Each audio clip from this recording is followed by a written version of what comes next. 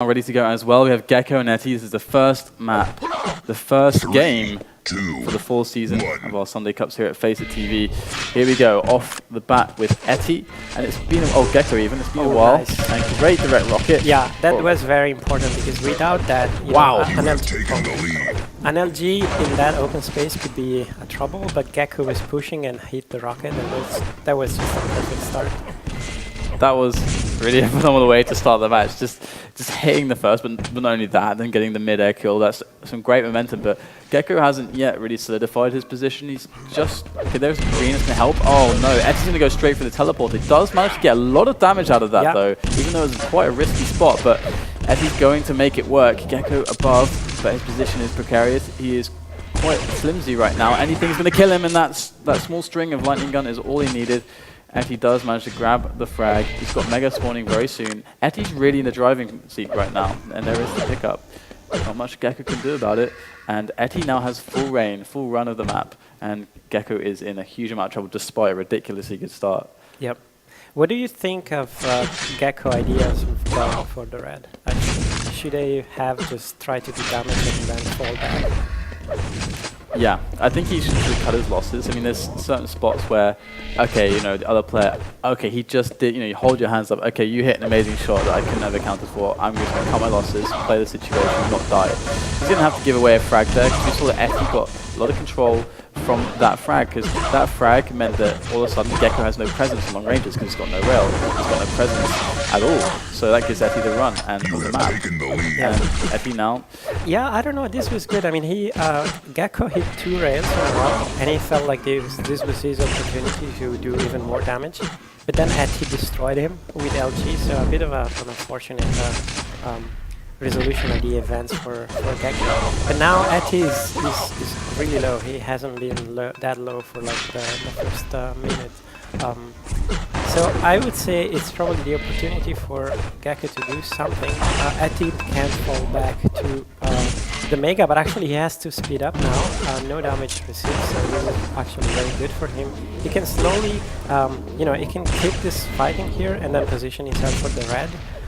I'm gonna switch to GEKKO. I wanna see if he wants to challenge and stack, and finally he hits and he can basically get back to the map.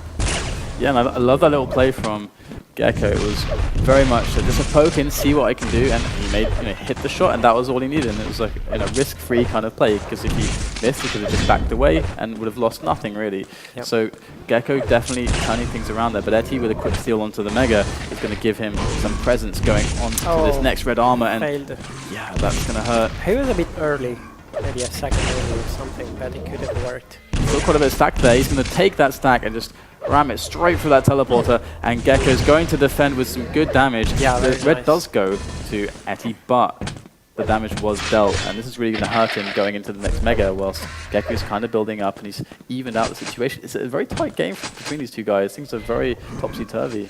Yeah, nice position from Ettie. He was kind of gathering information and trying to do a bit of damage, but a lot of damage here. Actually, Ettie could try to fall back to the red. I would expect to see GEKKO either rushing in or doing something, and he missed the raid. This is gonna be, this is very bad for GEKKO. He should have either been faster to move to red, or, you know, make sure he had the right weapon out.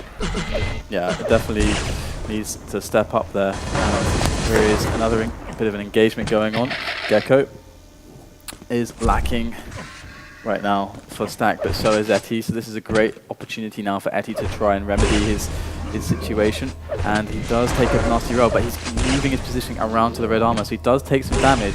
And this is actually a bit dangerous. Like, he's playing on the assumption that Ettie is definitely gonna go for red, but Ettie could have backed off, you know, and double back and basically go back and destroy him. I don't know, I feel like he's playing really with firepower as long as he hits this kind of shots. This is gonna work. It's an interesting spot to be aggressive. It could work out because the items are kind of spawning, but maybe he would have wanted to die a little bit later. He wanted to try and spawn on a red or something, but at the same time it looks like GEKKO is connecting some rails, but Ettie forcing him to hard shots, hard positions, and the rocket's coming in now as he makes his way over for that Mega, and he does manage to sneak his way onto it, but the problem is Ettie is really unrelenting at the moment. GEKKO trying to be sneaky, but did he just put himself in a terrible position? I think he did. Ettie coming out with the lightning gun. GEKKO is in a lot of trouble. Ettie finally finishes him off, and GEKKO, I think he bit off way more than he could chew there. Yes. And actually now he's still playing aggressive. I mean, it's fine as long as he can do damage and he's exposed. But like this, yeah, ammunition is now his problem. What would you do if you were him? Would you try to slow it down a bit? Or do you think like keeping this aggressive pace is the right choice? I think he's got the time to slow it down. Did you see how much damage he did?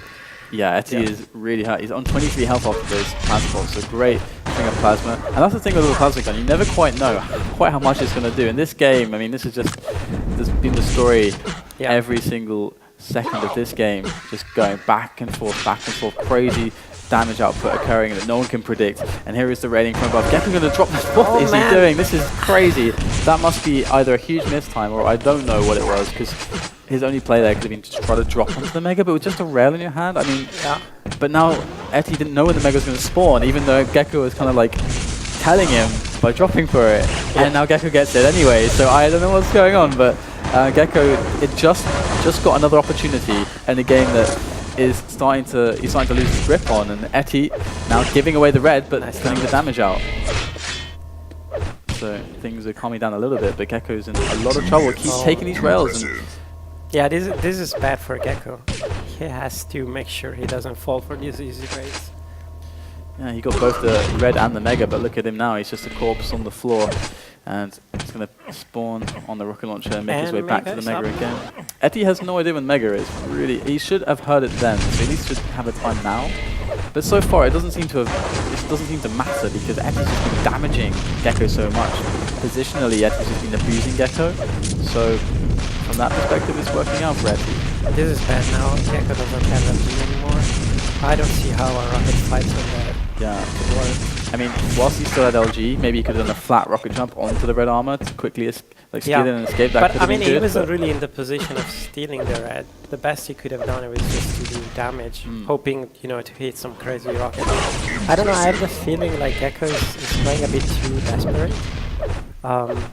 You know, maybe now that the end of the game is approaching, he has to do it. Eventually, I felt like he was really pushing too much and trying to do damage, where Ettie is very good at returning damage, and I think his advantage was to be a bit more calm and like use the rail better in this central area. GEKKO would like hit 2 rails and then rush and die, while Ettie would hit 2 rails and like play it slow, in a sense. Yeah, look at that. There we go. So GEKKO now he's looking at 8 frags to get back in 2 minutes.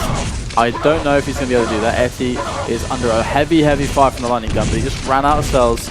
Again, this situation with the red's on the spot. He's going to go for the teleporter, jumps with the shotgun, unable to get the red, unable to get the frag, has to rocket jump for that red armor, and time is ticking away, and GEKKO is really without much hope at the moment to bring this one back. He's going to try a desperation rocket jump, denied by the lightning gun of Ettie. Ettie's defensive positioning is going to win him this game.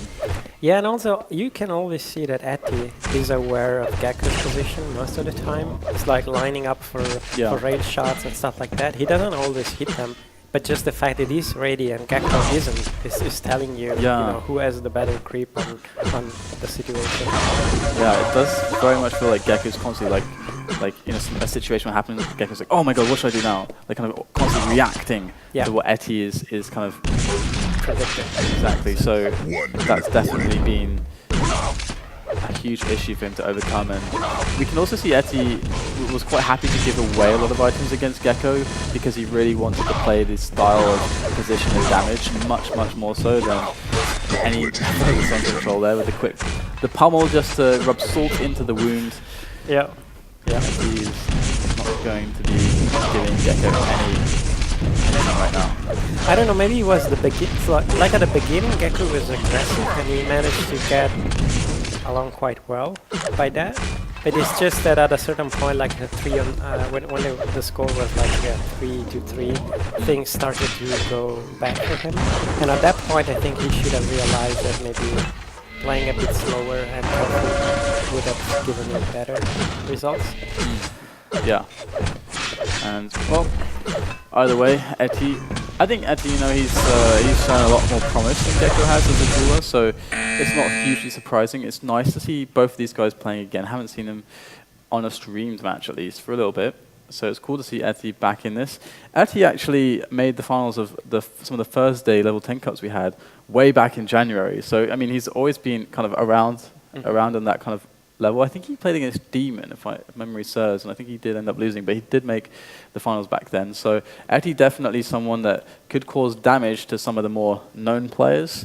Maybe not the elite echelon of players, but definitely a threat. So I guess do you have anything else you want to say about that match, or shall we? I think we can go to a break. Okay, we'll see you guys. See you guys after this.